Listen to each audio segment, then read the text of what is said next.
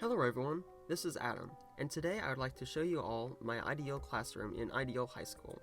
Here we have long hallways and places for students to sit down and converse. At the end of the hallway, we have my classroom where I teach Spanish. Here in the Ideal Classroom, we have everything a student needs to be successful in Spanish. Of course, we have desks and plenty of windows for light to shine in, but our Ideal Classroom is much more. Here, everyone knows each other's names and at least one fact about each other. For example, Luis loves pizza, and Aran wants to be a Spanish teacher, and Leonardo wants to be an engineer.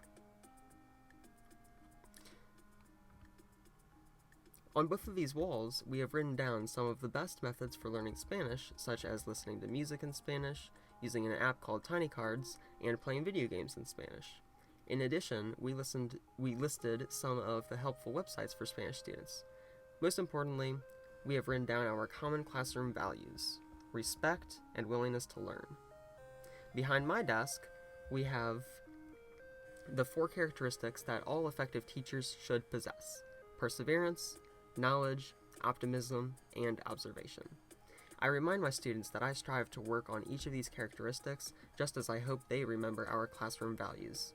Here, we all feel like we are a part of a community. Our ideal classroom is both comfortable and welcoming.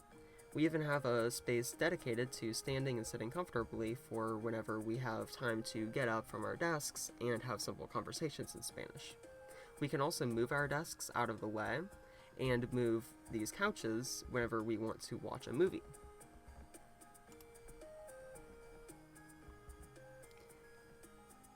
In my ideal classroom, I persevere to be the best Spanish teacher that I can be.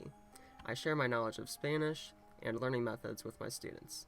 I am optimistic and always choose to give my students positive feedback. I observe my students and I strive to help whenever I notice one of my students is struggling.